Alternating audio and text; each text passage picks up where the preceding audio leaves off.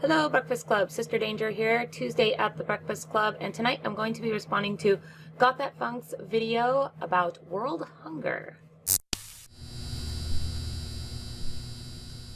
First, I hope everybody had a happy holiday and new year. Mine was pretty mellow.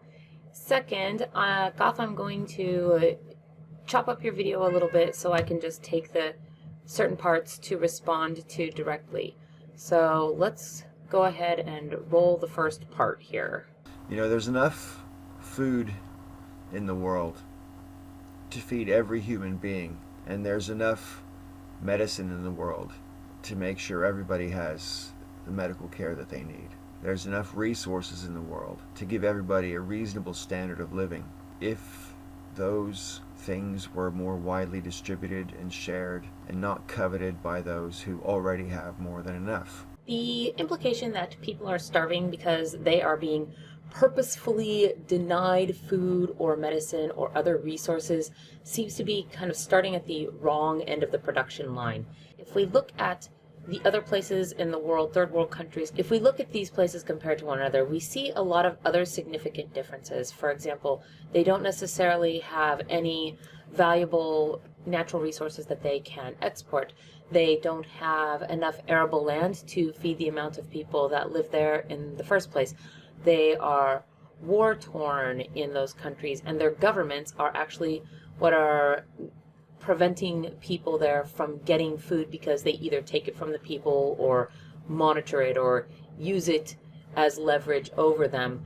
Producing food costs money. It takes labor, and certainly to do it better and faster, it takes an increasing level of technology and industry. And it is in the countries that have embraced capitalism, that have gone through the process of evolving into those countries which make all of the surplus of food, which essentially you're now accusing them of hoarding greedily. I find myself asking the question in return, what would you suggest?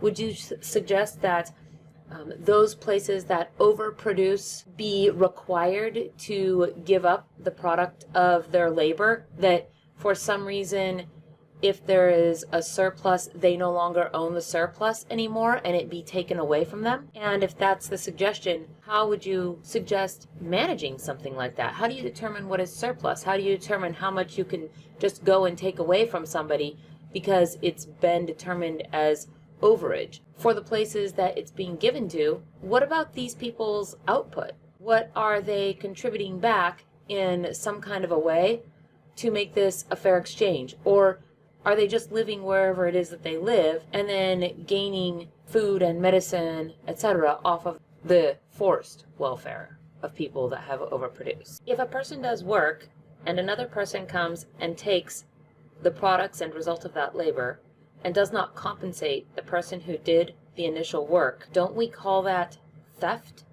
Those are my thoughts on Got That Funk's video today. I hope that everybody has had a good week and has a good week going forward. Nathan Brendan Masters will be up tomorrow as far as I know. Have a great one, guys. I will see you all on the flip side.